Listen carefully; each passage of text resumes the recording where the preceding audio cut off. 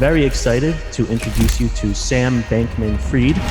Everybody likes a story about an underdog. He's the CEO of the cryptocurrency exchange FTX. The wealthiest person under 30 in the world. Someone out of the ordinary. What makes him so different and so rich? You said you always wanted to get rich, but not for the reasons you might expect. An unlikely genius who comes once in a lifetime. Living with roommates, sleeping on a beanbag in his office. The guy's a nut. He doesn't sleep. Sam is a genius. The Michael Jordan of crypto, if you will. Somebody who wants to change the world for good. He decided that he wanted to dedicate his life to doing good for the world.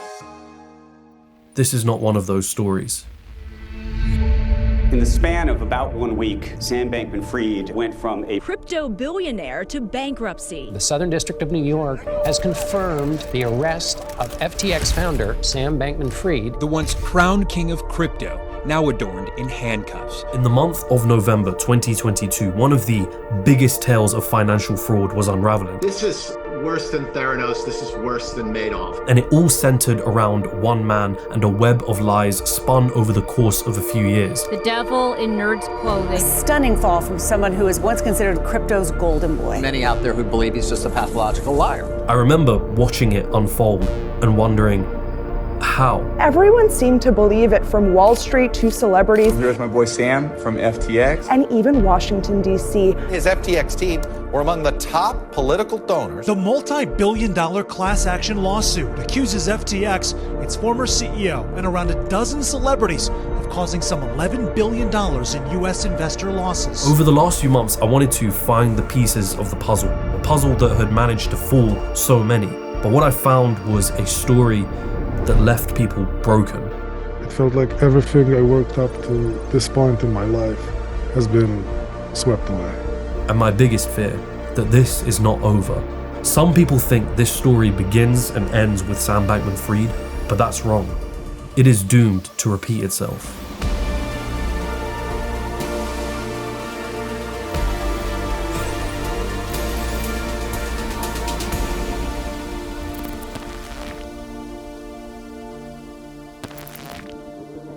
First, for the last 3 years, I've been using Notion on a daily basis, who are also the sponsors for today's video. Notion essentially gives you a place to store your notes, your to-do lists, your goals, and just about anything that's inside of your head all in one place. So here is an example of a Notion page. These pages are essentially like a blank canvas where you can store whatever information you like, whether that is just text, tables, or entire databases with various properties. This Notion page that you're looking at right now is basically where I've organized everything for the video that you are watching right now. On the right hand side here, you can see that I've created a menu section that contains even more pages within it. This is an example of a database that I've used to manage the motion graphics for the video, so you can see that it allows me to keep track of everything from what needs to be done, to delegate tasks out to motion graphic designers, and so on and so forth. Here are some of the notes that we've taken for meetings in the production of this video, and now with Notion AI you can literally summarize all of these into a few key action points for ease of use if I need to come back to this. So here is an example of a creative brief that I've created for this video, and then with just the click of a button I can share this page with other Notion users to collaborate with me on it,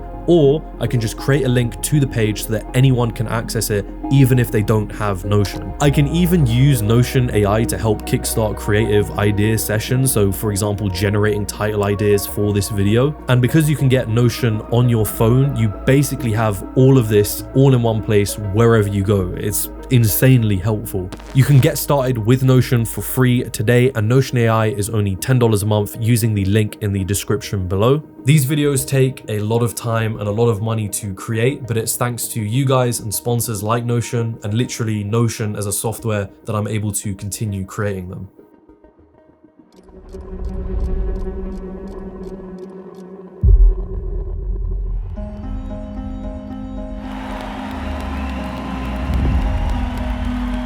People want to make money, and they want to make it fast. It can be out of greed, it can be out of desperation, but if you tell someone that there is a box that they can put their money into, and that box will return back tenfold what you gave it, how could you not be tempted? From the years of 2020 to 2021, the world of cryptocurrencies had become that box for regular people. What is Bitcoin? What is up with Bitcoin? People are getting rich from it. Everyone's chasing it. Bitcoin is going up forever, Deirdre. Forever. The mentality was simple. You think of crypto, you think of getting rich. He became a millionaire at 24, all by investing in Bitcoin. I made millions with crypto. You probably made millions as well. We all knew someone that never talked about investing before and suddenly saying how they're putting their money into crypto, that it's the future. From a struggling music producer From bankrupt to a millionaire. to millionaire. This is basically winning the lottery. Become the next crypto millionaire. Even celebrities were getting into it. You have jumped into the world of cryptocurrency. I'm going to tweet out the information on how you can buy this NFT. Look at this. They look like they could be friends. They're buddies. The question really became, how do I get my piece of the pie? To understand the story that's about to unfold, I feel like the Super Bowl of 2022 is the best place to start. Not because of the sports, but because of the ad breaks. An advert appears featuring Larry David, an actor who hasn't been in a commercial ever. The ad takes you through various inventions in history: the wheel, toilets, coffee, voting, light bulbs. At each stage of a new invention, it shows how many critics dismissed and laughed at them, only to be proven wrong. Can I be honest with you? It stinks. However, the real twist of this ad came at the end. Like I was saying, it's FTX. It's a safe and easy way to get into crypto. And Larry responds, I don't think so. And there it is. Big bold letters. Don't miss out on crypto, NFTs, the next best thing, and right next to it, the logo.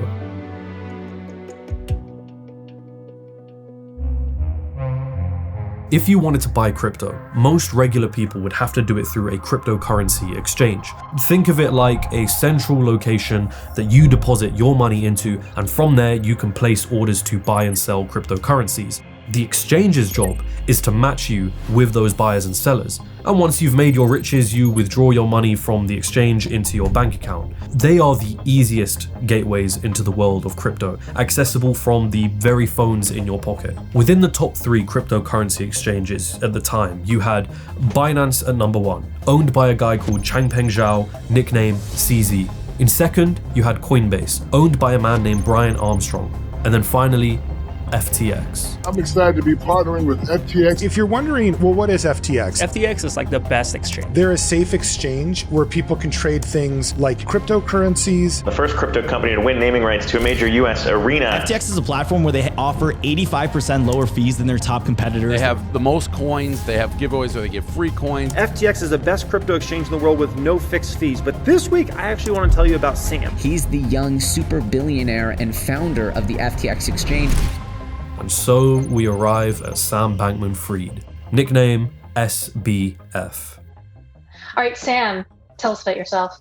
Yeah, my name is Sam Bankman-Fried. I'm the CEO co-founder of FTX. Did you ever imagine that at 25, when you got involved, you would now be one of the most important people in the crypto world and have become a multi-billionaire? No, although... Not only one of the nicest people in crypto, but one of the smartest as well. SBF, thanks for taking the time out of your day down in the Bahamas to join us. How you doing over there? At only 30 years old, this guy had an estimated net worth of $26 billion. I mean, Forbes had already done an article on him. Save for Mark Zuckerberg, no one in history has ever gotten so rich so young. Sam is a genius, an effective altruist, and he's also the wealthiest person under 30 in the world. His hair was disheveled. His clothes usually consisted of loose-fitting t-shirts and a pair of shorts. You'd see pictures of him sleeping on beanbags in his office. You trust the guy more when you see the car he drives. He's worth like $20 billion or something. First of all, his appearance. He's only 29 years old, and he typically wears a t-shirt or a sweatshirt that has the FTX logo on it, khaki shorts. Very often when people get wealthy, they buy fancy suits and so forth. You haven't gone to that phase yet, right? Not so much. He sounds a little bit like most tech bros I went to college with, not showering a ton, a really messy desk. He was very much the tech nerd genius stereotype. When you searched him up online, you would see pictures with him and celebrities like Tom Brady, with politicians like Bill Clinton and Tony Blair. Then you find out that FTX was founded in 2019. In other words, nobody knew who this guy was a few years ago. I spoke with Sam earlier this month where he alluded to his plans to give most of his fortune away. Sam's biggest advantage was this image he had built himself, an image of a billionaire dedicated to giving his wealth away. What's not to love about that? The guy you see next to me is the most generous billionaire in the world. Do you have a sense of how much of your fortune you'd be willing to give away in the end? In the end, I think almost all of it, right? Like, I'm not particularly excited to dive into luxury. I'm not excited about yachts. A crypto billionaire plans to give away 99% of his money. What about your own legacy, Sam? What impact would you want to leave on the world? In the end, my goal is to do as much good as I can for the world. So I can prove, to the world that this isn't bullshit, that I really do mean it. Around May of 2022, a guy called Mark Cohodes starts publicly broadcasting his views about FTX and Sam Bankman-Fried on Twitter. In the world of finance, Cohodes is what you would call a short seller, somebody that bets against the success of a company's stock, and if they're right, they make money. Only a few months after his initial tweets, he had sent an email to Bloomberg asking them to investigate Sam Bankman-Fried and FTX. Cohodes was skeptical. And one of his biggest questions was related to Sam and his background. Just who was this guy really? And how did he achieve his status in such a short period of time? It was a fair question.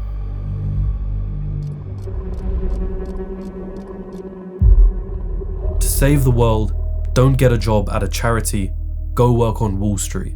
That was the title of a post on a forum in 2013, 9 years before the Super Bowl of 2022. It was written by a guy called William McCaskill. He is the Associate Professor of Philosophy at the University of Oxford, co-founder of the Effective Altruism movement. For the last 10 years, my colleagues and I have developed a philosophy and research program that we call Effective Altruism. He has pledged to donate everything you earn to organizations he believes will do the most good. Effective Altruism is a philosophy and a community that's about trying to figure out how can we do as much good as possible with the time and money we have. What it boiled down to, in its simplest form, was figuring out how to make the world a better place using the most evidence-based approach. One strategy was known as earning to give, which meant maximizing your own wealth so that you could give away more to charitable causes, or as others might put it, get filthy rich for charity's sake. He described a student who had been convinced by the philosophy and now works in finance at a trading firm called Jane Street, giving away 50% of his income to charitable causes. In the same year he made that forum post, McCaskill heard of another student at MIT that may be a good fit for the movement, a 24-year-old physics undergraduate who went by the name Sam Bankman-Fried. And just like that, Sam Bankman-Fried was introduced to effective altruism. He was a mathematics nerd with a passion for utilitarianism and a vegan who already engaged in animal rights activism. McCaskill persuaded Sam that instead of working for charity directly, he could make a greater impact by pursuing a high-paying career, then donate a substantial amount of his income to charitable causes. Sam was convinced, and just like the student mentioned in McCaskill's forum post, Sam decides to get a job at the same trading firm known as Jane Street. It was a popular firm amongst other effective altruists. Little did McCaskill realize just how much damage his new convert would cause the movement in the years to come.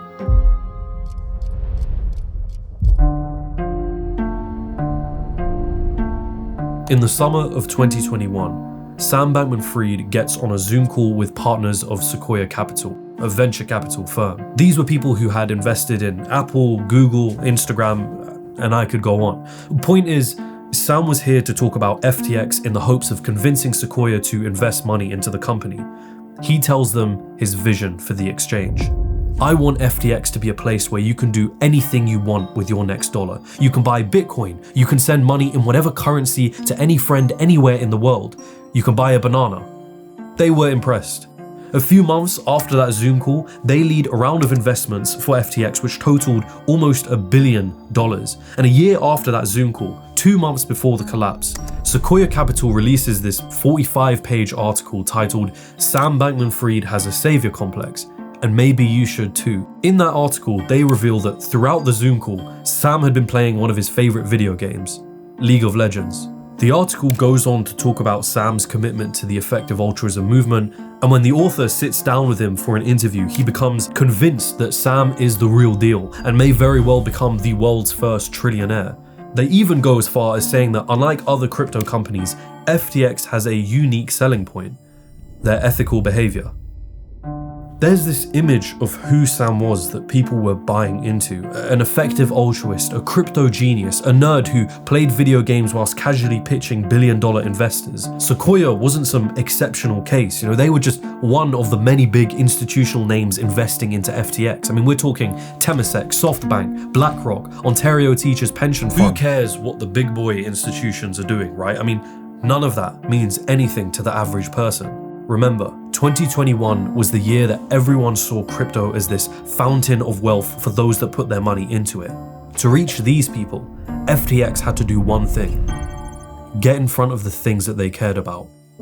The Miami Heat Arena, famous for hosting the Miami Heat NBA team, in March of 2021, it became the FTX Arena after signing a 19-year deal for $135 million with FTX. Throughout this year, they've been spending big bucks to get mainstream name recognition. TSM, the popular esports organization most known for their League of Legends team. Forget that. It's TSM FTX now, thanks to a 10-year deal with FTX for $210 million. FTX is putting their name everywhere. Tom Brady, one of the greatest quarterbacks in football history. Well, he's not only an ambassador for FTX now, he's also given equity in the company, and the same goes for the Brazilian fashion model and Brady's wife at the time, Gisele Bündchen. The entirety of Major League Baseball, thanks to a 5-year partnership, FTX were to become the official cryptocurrency exchange of the MLB. Every single umpire had the FTX logo embroidered on their uniform. Formula One teams, the International Cricket Council, a baseball superstar, the Golden State Warriors. You guys may have seen their ads, they're everywhere now. I'm not an expert, and I don't need to be. And who could forget Kevin O'Leary? One of the sharks on the popular show Shark Tank had been rather critical of the cryptocurrency space. It is a useless currency.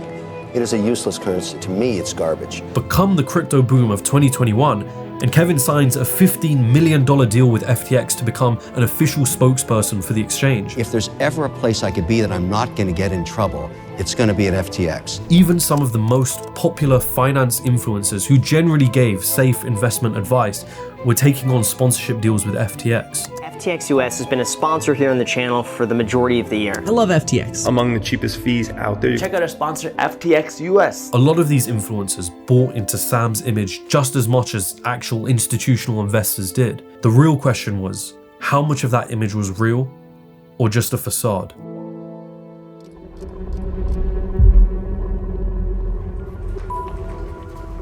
After 3.5 years of working at Jane Street, Sam decides to quit. He had an appetite for risk, and by staying there, he felt like he could be missing out on other opportunities. One of his colleagues at the time, a 22-year-old named Caroline Ellison, witnessed it herself. Just like Sam, she too was an effective altruist with a love for mathematics. She thought it was unusual. I mean, Sam was quitting his high-paying job just because there may be other opportunities out there. Of course, Caroline Ellison had no idea at the time just how much her own career and personal life would become entangled with Sam's. Without a job, Sam starts writing a list of directions for his life. Those things included becoming a journalist, venturing into politics, fundraising for a non-profit, and building a startup. He would go on to achieve almost all of those things. But before making a decision, William McCaskill offers him a job at the Center of Effective Altruism, a company for the EA movement to conduct various activities. And whilst there, he befriends another member of the movement, a woman by the name of Tara McCauley, who was head of operations. That's when Sam started noticing something. Overall, biggest winner today, Bitcoin rallied more than 10% today. It's up 438% for 2017. The cryptocurrency has pushed past $7,000. It just crossed the $16,000 threshold. It is, in the next 20 years, $1 million a coin. At this point, Sam didn't have much of an interest in cryptocurrencies, but in 2017, the cryptocurrency world was entering a mania. Although it was on a smaller scale to the one that followed in 2021, it got on Sam's radar. This is late 2017, when you walk down the streets, you hear two people talking, you're like, that's probably about Bitcoin. I mean, I don't know, but pretty likely. More importantly, Sam Bankman-Fried had spotted something that others had not. and he needed to act fast. In that same year of 2017, Sam and his fellow colleague Tara McCauley start a new company together. They call it Alameda Research. See, this is it, right here. Everything that was to come. It all begins with Alameda Research.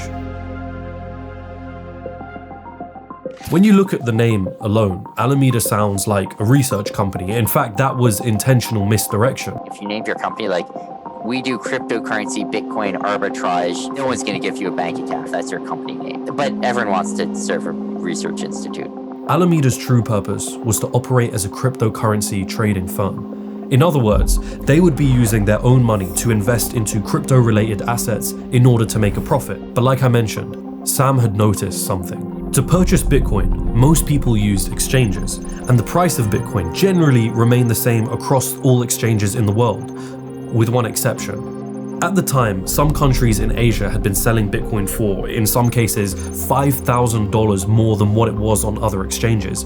In other words, you're looking at $5,000 profit per trade sitting on the table. It was practically free money. Just one problem. There were far too many obstacles in the way. Capital controls, financial regulations, anti-money laundering laws, and so on and so forth. Most people couldn't work out how to make the trade. Sam, however, had a card up his sleeve: effective altruism. Thanks to a Japanese member of the EA community, Sam was able to skirt around some of these obstacles. Sam also secured funding from wealthy effective altruist members, specifically a loan for $50 million from Jan Tarlin, the co-founder of Skype. Alameda Research would first buy Bitcoin on a US exchange, then sell it at a higher price on a Japanese exchange with the help of their Japanese friend. Now, the accounts differ on how much this made Alameda Research, some putting the figure at $10 million, others at $30 million. Either way, it was a success. But there's just one problem with opportunities like this. They don't last forever. Once people start to catch on, the markets tend to adjust themselves and it no longer becomes profitable. By January of 2018, Alameda could no longer exploit the opportunity. And then, something happened in April. An event that would be kept secret for a long time, an event that would rock the foundations of Sam's first company, an event that would expose a side of his character that would foreshadow much of what was to come in.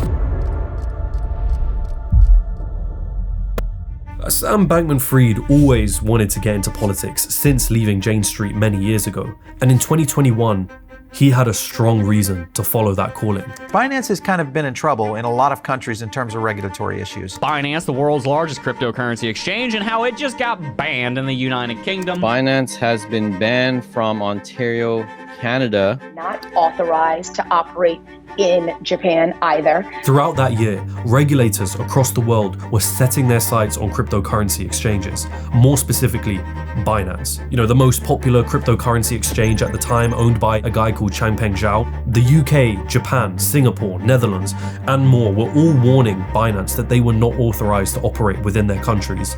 Sam wanted to make sure that FTX wouldn't go down that same path. How have you viewed what's been happening with Binance throughout the world in recent months or weeks? I guess, something I'll say is that, we try really hard to be as cooperative as we can with regulators. Then came a sign of hope. In September of 2021, FTX was granted regulatory approval in the Bahamas. Not long after that, Sam relocates the headquarters of both FTX and Alameda Research to the city of Nassau. Sam saw the Bahamas as a country that could be at the heart of this industry, a Silicon Valley for crypto. The arrival and presence of FTX underscores the readiness of the Bahamas to be a home for global leaders in the crypto space. But that wasn't the only place Sam had his eyes on. Throughout 2021, he was looking at another prize: Washington, D.C.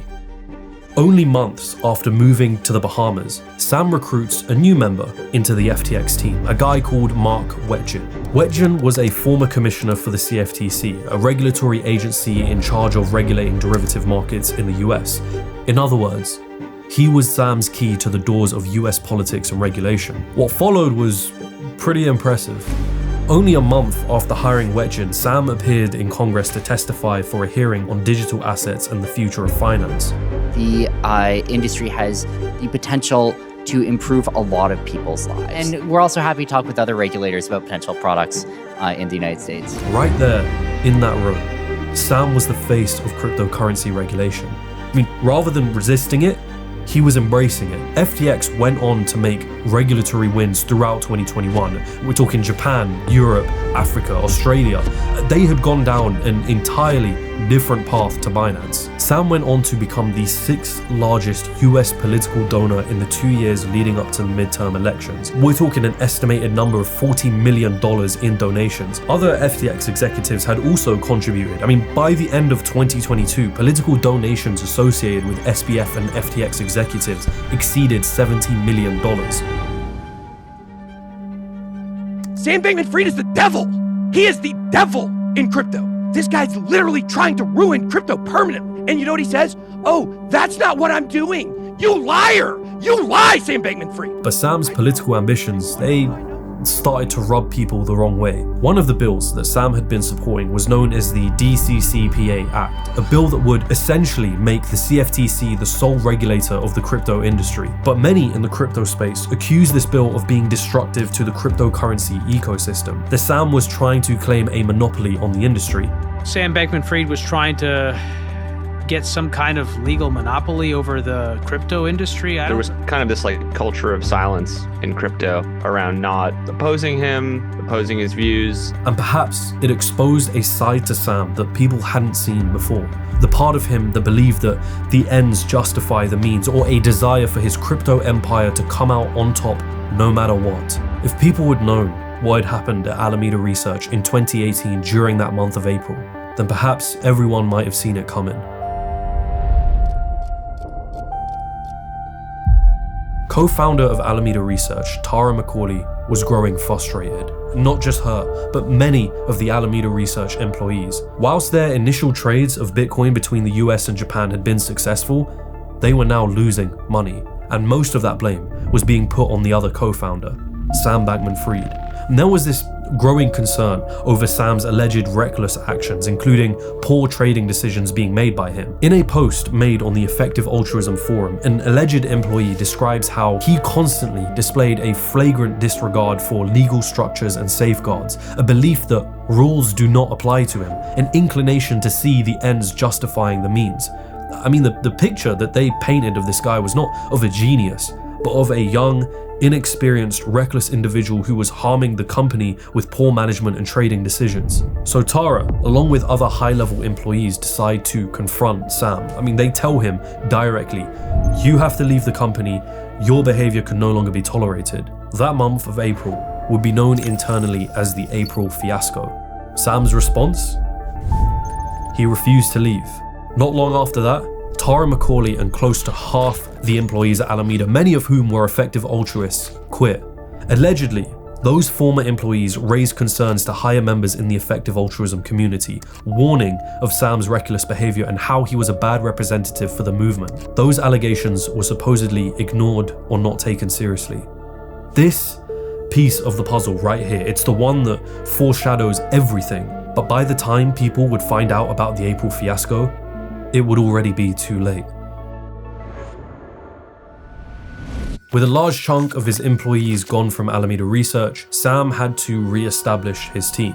First, you've got Gary Wang. I mean, he joined Alameda Research from its inception, at only 24 years old. Wang supposedly met Sam at a math summer camp in 2008. He was very much the technical brains of the business. Nishad Singh, Facebook employee only 5 months before joining Alameda Research, age 21 years old. Much like Wang, he helped with the technical infrastructure at Alameda. Then you have Caroline Ellison.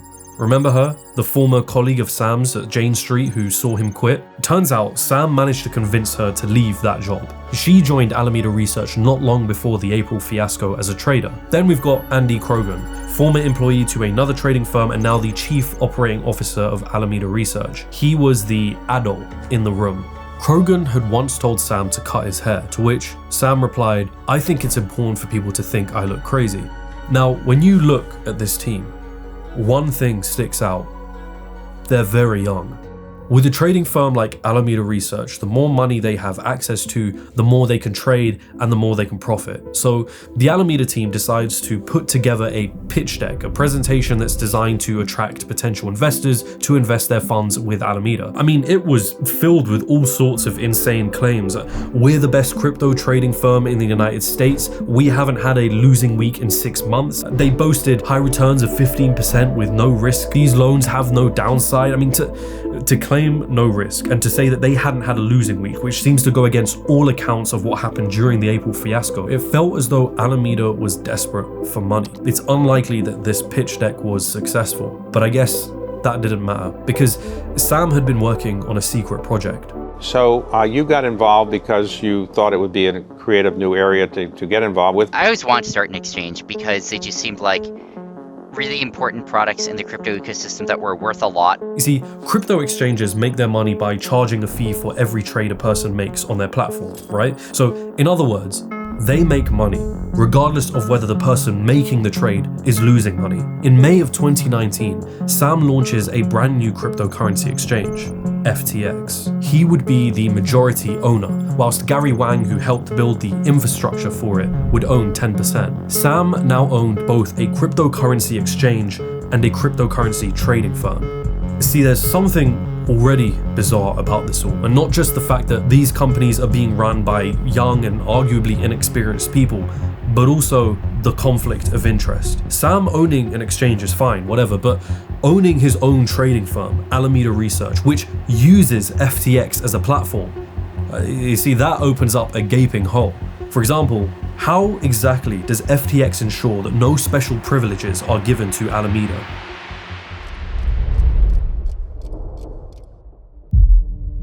The Super Bowl of February 2022 was this defining moment for the crypto space. I mean, some even called it the Crypto Bowl because of how many crypto-related companies were advertising during the event. These companies had grown incredibly rich over the last few years, riding the waves of new investors from both institutions and regular people, all handing over their cash. Definitely been an exciting year across crypto. Bitcoin has a great track to 100K by the year end. The bright orange future that is Bitcoin. When you're riding high on the good times, everyone and their mother was like, yeah, Bitcoin to 100K, to $1 million, to 10 million in 10 years. The notion that the music building for the last few years could stop. I had everything in crypto. And against my better judgment, I didn't cash out. Seems impossible. I'm not an expert, and I don't need to be. Like I was saying, it's FTX. It's a safe and easy way to get into crypto. Until... I don't think so. Until it does.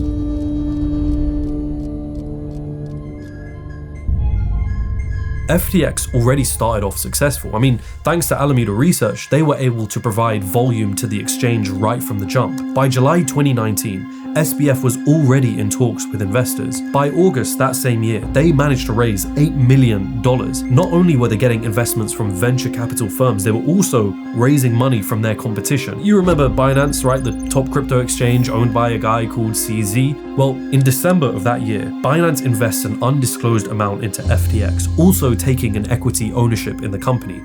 It sparked what seemed to be a friendly relationship between CZ and SBF.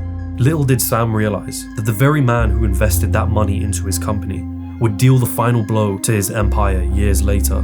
But perhaps one of their smartest moves was the creation of FTT, a piece of the puzzle that would become instrumental in the years to come. See, in the world of cryptocurrencies, anyone can start their own coin. I mean, all they are is programmable money put on a database, or as others might put it, magical internet money from nothing that has no real value other than what people speculate its value to be. On July 29th, 2019, FTX launches their token coin called FTT, with a total supply of 350 million, most of which was owned by Alameda and FTX. The launch was a success. I mean, by August, the price of FTT rose to $1.81, which made FTX and Alameda's supply of FTT tokens worth millions of dollars. Just like that. Magical internet money. right? But that's not the real stroke of genius here. You see, the truth is, since they were the majority holders of the token, they could never really sell all of it. I mean, the price of the tokens would completely crash if they tried to do that. No. But what they could do was point to their FTT tokens that are valued in the millions of dollars and use it as collateral to take out loans, or to simply say, oh, look how much we have in assets, even though part of that is really just FTT tokens whose value is mostly tied to speculation. It's almost insane to think about, but it worked. Big story of the week was the collapse of Terra Luna. It was a rough week for crypto investors. Terra Luna just crashed in 5 days from $90, 99% down to 72 cents. Only months after the Super Bowl of 2022, a catastrophe in the cryptocurrency space was unfolding. Terra and Luna were two cryptocurrencies that had just crashed in value, wiping out an estimated $60 billion in the crypto space. I don't think there's ever been a crypto event, a bad event this large in crypto history. Terra Luna took all my monies. What was 115 grand about a month ago was now about $2. Man, the collapse of Terra and Luna was like, suddenly you go from relaxing to being jolted awake on high alert, because everyone is looking around and they're all asking, who will be the most affected by this? Who will be next? After the Terra and Luna cryptocurrencies collapsed, the dominoes began to fall bit by bit. Crypto hedge fund Three Arrows Capital ordered by court to liquidate. It had exposure to the now collapsed Terra USD stablecoin. Everyone is intertwined in some way. More pain in the world of crypto. Voyager Digital files for Chapter 11 bankruptcy protection. Shouldn't have left my money in Voyager. Left all my life savings in the bit. A major crypto lender went from managing billions in assets to filing for bankruptcy. I did just get fucked by Celsius last week. Now, this is the third major crypto company to file for bankruptcy. Coinbase is laying off workers along with BlockFi and Crypto.com. What is going on? Throughout all of this, FTX and Sam Bankman-Fried were not only doing fine, they were doubling down on the industry. I mean, in fact, Sam was trying to rescue some of the companies that were going bankrupt by either giving them a line of credit or just straight up buying them out. Crypto world is now going to get a bailout. Sam Bankman-Fried, CEO of crypto exchange FTX, is keeping the industry as prices take a hit. He's keeping them stable. Today, it was announced that Sam Bankman-Fried of FTX was going to buy Voyager for roughly $1.4 billion. Sam's empire wasn't shrinking amongst the chaos, it was growing. And he was being pitched as this savior. I mean, you had people coming out and calling him the JP Morgan of the cryptocurrency industry. You bailed out some companies. Yeah. What money did you use to do that? Do you still have enough cash if you needed to do another bailout? Yeah. They call him the JP Morgan of crypto. Lives a relatively understated life for a billionaire. He drives a Toyota Corolla to FTX's offices in the Bahamas. He lives with 10 roommates and a golden doodle named Gopher. They want you to focus on this weirdo who sleeps on the beach in a commune, all shucksy, has CNBC down, and not look at what's really going on, whether it's money laundering or crime or covering it up or what's really going on behind the scenes. Investors believed in Sam, or at least the very idea of him. Allegedly, Andy Krogan would make sure that investors visiting the headquarters would be able to see Sam sleeping on a beanbag, and then have him wake up and enter the meetings usually wearing shorts.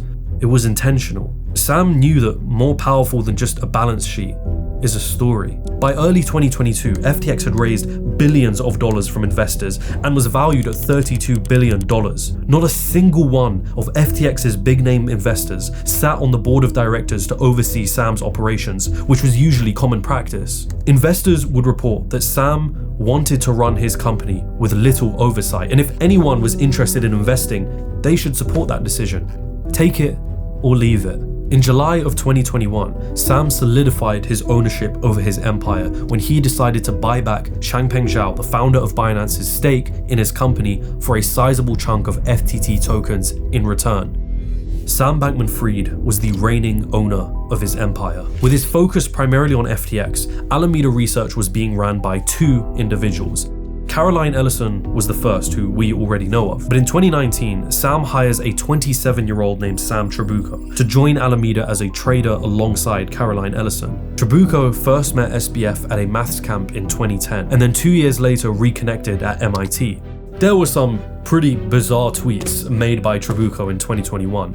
One tweet detailed Alameda's strategy of holding a position in Dogecoin, a cryptocurrency created from a meme based on tweets by Elon Musk.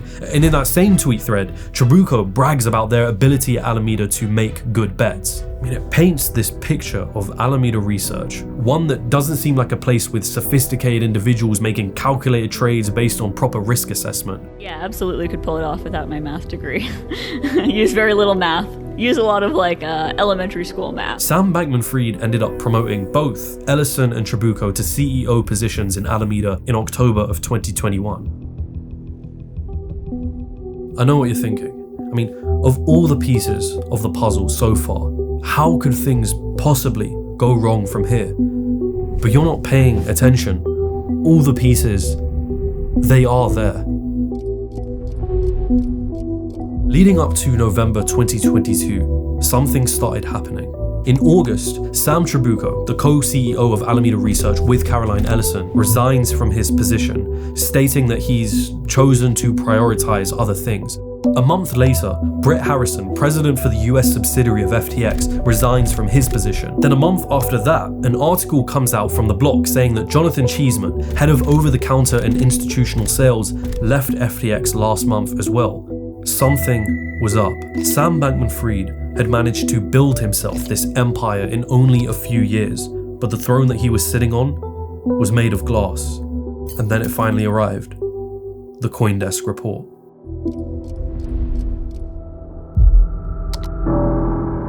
CoinDesk, a well-known cryptocurrency publication, releases an article titled "Divisions in Sam Bankman-Fried's Crypto Empire Blur on His Trading Titan Alameda's Balance Sheet." Someone had leaked Alameda Research's balance sheet, and CoinDesk had managed to get their hands on it. See, a balance sheet can tell you a lot about the health of a company, namely how much money they have access to and how much money they owe. That CoinDesk report outlines that there are two divisions to Sam Bankman-Fried's empire: FTX, his crypto exchange, and Alameda Research, his crypto trading firm. This we already knew.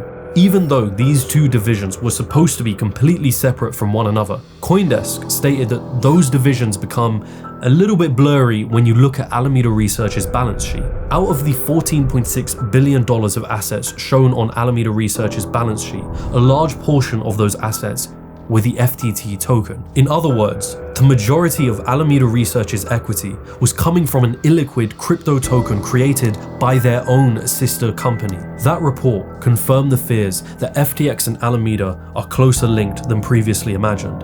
What followed would be a week of disaster. Changpeng Zhao, the founder of Binance, tweets to his millions of followers that he plans to sell all of the FTT tokens that Binance holds. If you remember, Binance had received a batch of FTT tokens when Sam Bankman-Fried repurchased Binance's shares in FTX a year prior. With that single tweet alone, shit hit the fan. Binance says it will liquidate its entire position in the FTX token. Binance CEO disclosed plans to exit the FTT positions as part of risk management strategy per tweet shared over the weekend. Are you scared? Are you worried that your bags are gonna go to zero? Binance selling their chunk of FTT would mean driving down the value of those tokens in the process. But perhaps even worse was the panic that tweet caused. All anyone else could see from the outside was that Binance, the top crypto exchange, didn't believe in FTX anymore. Why? A few hours later, Caroline Ellison makes a tweet. She asks if CZ would be willing to sell his FTT tokens directly to Alameda Research for $22. In other words, preventing a massive crash in the price of FTT. Of course, that would be in Alameda Research's benefit, given that most of their assets were literally made up of FTT tokens. CZ basically refuses, tweeting that we won't pretend to make love after divorce and that we won't supply people who lobby against other industry players behind their backs. What you're looking at is a showdown between two of the biggest cryptocurrency exchanges, all happening on Twitter. Whilst this is going on, the value of FTT tokens has been dropping rapidly. Panic and fear in situations like this are lethal. If you know CZ, you know he never sells anything. He has a policy of long-term holding, and this, the way he framed it, made it sound like something was truly wrong with Alameda. Binance is selling it all, okay? They're not even trying to hide it. You see, the news about Alameda, it wasn't just a reflection on Alameda, it was a reflection on Sam Bankman-Fried and FTX as well. I mean, think about it. If you had your money deposited in FTX, all your life savings, and you find out that its sister company is facing troubles, and that another titan of the industry from an even bigger exchange doesn't want anything to do with FTX, what would you do? Well, you'd probably want to get your money out of there. All of a sudden, massive outflows from FTX. All of a sudden, everyone starts getting scared. In banking, there's this concept known as a bank run. If people start to lose their confidence in a bank for whatever reason, customers are likely to start withdrawing money from their accounts. However, if the bank doesn't have enough money in its reserves to fulfill all of those withdrawals, it ultimately collapses. Crypto exchanges sort of operate like banks. You deposit your money into them, and for the most part, your money stays in that exchange's account until you eventually withdraw. Right now with FTX, anyone who doesn't want to withdraw will look at everyone else and go, well, I didn't want to withdraw, but I also don't want to be the victim of a bank run, so I kind of have to. As you can imagine, it's a pretty deadly cycle, and nothing fuels it better than panic and confusion. As the withdrawal requests on FTX start piling up, Sam puts out a tweet saying that FTX is fine, there's nothing to be worried about. They have enough money to cover all their customers' deposits. And then there's silence. It's CZ. He's now tweeting that FTX has asked for his help. He's saying that they were facing a liquidity crunch, but he signed a non-binding letter of intent to buy out his rival's company and save them from their time of distress. The biggest story in all of crypto land. Crypto exchange Binance announced a deal to buy rival FTX.com. Probably the most dramatic deal I've ever seen in the history of the crypto industry. For a moment, there was hope. This is a chokehold. This is fighting your competitor until your competitor actually asks for your help. This has been one hell of a roller coaster. If FTX was facing a liquidity crunch, it simply meant that FTX has the money to support withdrawals. It just isn't able to get to that money fast enough. It's an issue that's solvable. At least, that's what we all thought. Only a day after CZ announces his potential buyout, Bloomberg and the Wall Street Journal both publish articles stating that for months, the SEC and the CFTC, both US regulatory agents in charge of securities, have been investigating FTX, specifically whether FTX has been mishandling customer funds. Now hold on. Up to this point, the biggest concern was FTX having a liquidity crunch, being unable to fulfill on customer withdrawal requests. These investigations, though, they were suggesting something much more sinister. Finance. As a result of corporate due diligence, as well as the latest news reports regarding mishandled customer funds, we have decided that we will not pursue the potential acquisition of FTX.com. Binance, the largest crypto exchange in the world, is highly unlikely to go through with its proposed acquisition of struggling rival FTX after less than a day. What just happened? It was happening and suddenly now it's not. Binance said, quote, our hope was to be able to support FTX's customers, but the issues are beyond our control or ability to help. Basically, I couldn't believe it. Like, I was in complete disbelief. I was just like, this isn't happening. No, this isn't real. This isn't real. And that was it. The death sentence. Sam comes out with a Twitter thread saying that he's sorry. In that thread, he said that he's going to do right by the users, that he's doing everything he can to raise liquidity, that they're in talks with a number of players. Tonight, the cryptocurrency world is reeling. Just moments ago, FTX filed for bankruptcy. From a $32 billion company to bankruptcy in the matter of just 4 days or so. There's so much we don't know. There's so much we don't know. Well, here's what we know. He's broke. And he's in big trouble. He's in big trouble. Up to this point, nobody truly knew. How did one of the largest crypto exchanges, ran by a man who was only a month ago seen as this savior to the crypto space, within a week suddenly file for bankruptcy? There was this sense of what the hell just happened? Whatever had gone wrong, whatever Sam had been hiding throughout all of these years, it was time for it all to come to light.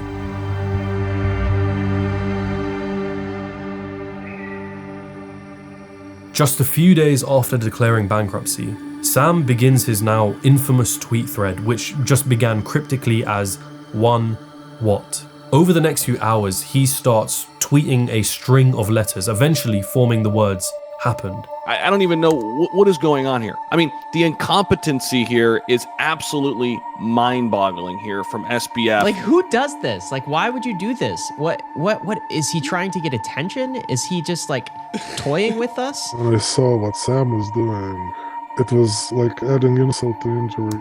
Then came the media reports about how FTX may have been taking customer deposits and loaning them out to their sister company, Alameda Research, some figures citing $10 billion worth of loans. Now you have a situation where not only has the fall been so sudden, but there are accusations of seriously fraudulent behavior. You're not going to believe this. Between $1 billion and $2 billion of FTX customer funds disappeared. It's been one of the most depressing, one of the most difficult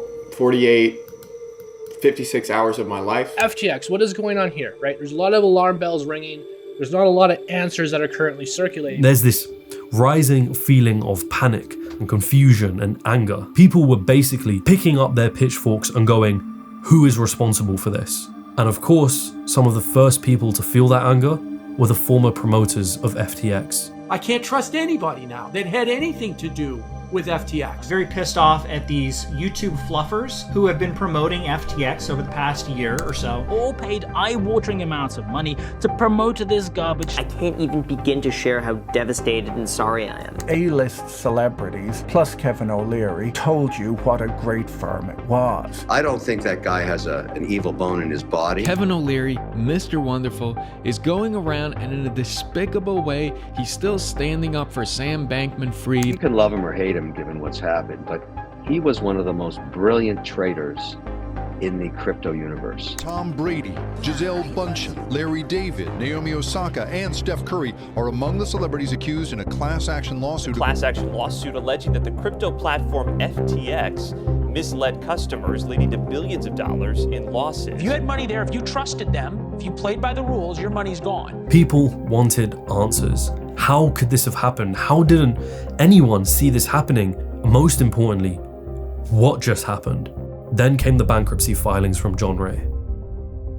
Never in my career have I seen a complete failure of corporate controls and such a complete absence of trustworthy financial information as occurred here. Those were the infamous words from John Ray, the new CEO of FTX, whose job it was to preside over the bankruptcy proceedings. John Ray was the same person who oversaw the bankruptcy of Enron, one of the largest cases of corporate fraud in American history. In the FTX filings, John Ray paints this picture that starts to look really daunting. I mean, first, have a look at this. This right here is just a taste of how convoluted and complex Sam Bankman-Fried's empire really was. Every single box you see is a company, all of which fit under a particular silos of the empire, including Alameda Research and FTX, all of which have their majority ownership tracing back to Sam Bankman-Fried. John Ray outlines how the empire fell under hands of a very small group of inexperienced, unsophisticated, and potentially compromised individuals. I mean, the stuff that came out from those filings just became more and more insane.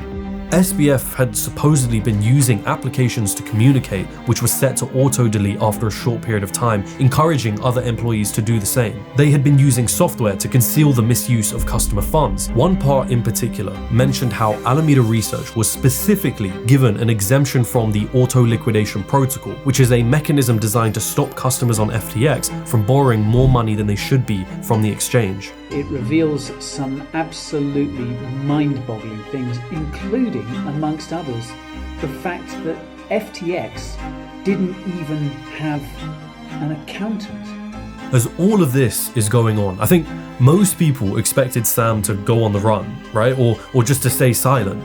Anything that wasn't what he actually did. The first big announcement came from the New York Times. They were hosting an event with some well-known speakers. And among those speakers was none other than Sam Bankman-Fried. The shock to everyone was threefold. I mean, first, that Sam is still active and staying in the Bahamas, seemingly facing no consequences for what's happening. Second, that the New York Times is platforming what may be the biggest financial criminal of the last decade. And third, that he isn't running, he's doing a damn media tour. Sam Bankman-Fried joins us right now, live from the Bahamas. I didn't ever try to commit fraud on anyone. I was excited about the prospects of FTX a month ago. Was there commingling of funds? That's what it appears like. It appears like there's been a genuine commingling of the funds that are of FTX customers that were not supposed to be commingled with your separate firm. I didn't knowingly commingle funds. Sam admitted that mistakes were made, but pretty much denied any sort of fraudulent behavior. The first network interview with Sam Bankman-Fried, the founder of the cryptocurrency exchange FTX. So you do know, and you did know, that FTX deposits were being funneled to Alameda? So I was vaguely aware that that was how some wires were being sent in the first place. Didn't that set off alarm bells in your head? Look, I really deeply wish that I had taken, a lot more responsibility for understanding what the details were of what was going on there. Here's what Mark Cuban has to say about that. Yep. He said, if I were him, I'd be afraid of going to jail for a long time. There were now stories coming out about FTX and its senior executives, including Sam Bankman-Fried's very own family, spending up to $300 million on property in the Bahamas. Other stories about how most of Sam's inner circle at FTX and Alameda were living in the same luxury penthouse apartment in the Bahamas. Rumors and allegations that all 10 had been involved in romantic relationships with each other. Old tweets of Caroline Ellison were brought to the surface of her use of amphetamines. The picture that was being painted was of young, inexperienced, and reckless executives running a company responsible for billions of dollars. Some described it as an operation ran by a gang of kids in the Bahamas. While Sam had all the limelight, it wasn't quite clear what was going on with other players in the story. Caroline Ellison had been missing, and some people reportedly spotted her in a Starbucks. Gary Wang also became a topic for conversation, namely, who the hell was this guy? Where did he come from? Because there was barely any information about him out there. And his partner is a guy named Gary Wang, and no one can find shit on Gary Wang. And the only thing you can really find on Gary Wang on the internet is one picture, and a picture of his back facing a computer where he was a advisor to Sequoia. I think Sam was convinced that if he continued speaking, if he could keep telling people that his goal was to make customers whole, that he would be fine. You're certain that it's once the dust has settled and once all the investigations have happened, that you won't be arrested for fraud? I don't think I will be. I don't think that I tried to do anything wrong.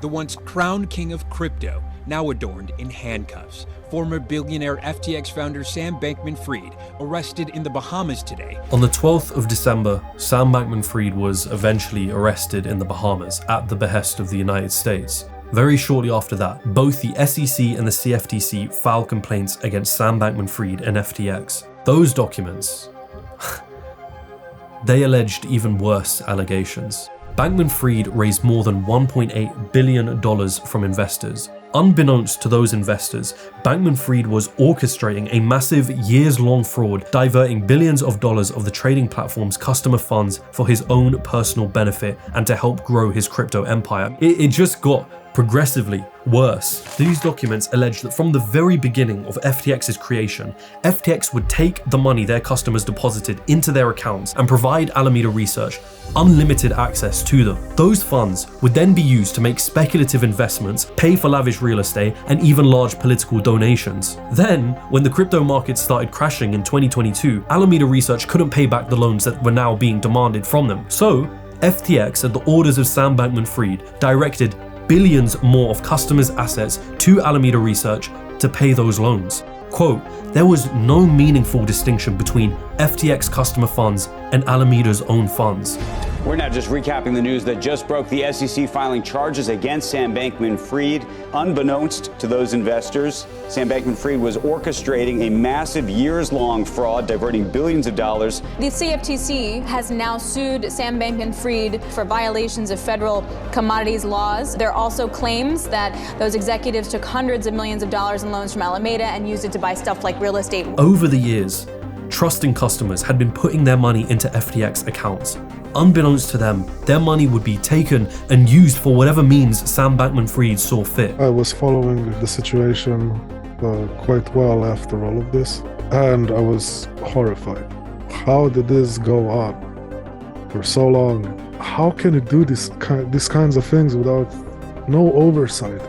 This morning, we unsealed an 8-count indictment charging Samuel Bankman-Fried, FTX's founder, with a series of interrelated fraud schemes that contributed to FTX's collapse.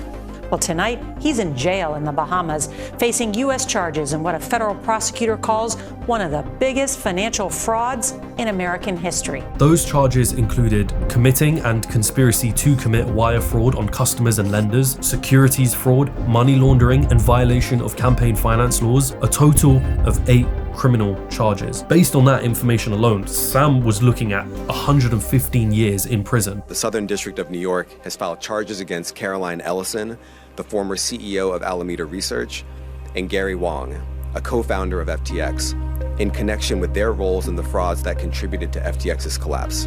Both Ms. Ellison and Mr. Wang have pled guilty to those charges. The once inner circle members of Sam Bankman-Fried's empire had now turned against him. From his jail cell in the Bahamas, Sam Bankman-Fried would agree to be extradited back to the United States, where he pled not guilty to the charges levied against him, setting himself up for a trial in October of 2023. In the meantime, Sam Bankman-Fried remains on house arrest at his parents' home in California. Only a month ago, this was a man who was at the height of his fame and reputation. That was all shattered in a matter of weeks. FTX had exposed a resounding failure on so many fronts, and ultimately, the price was paid.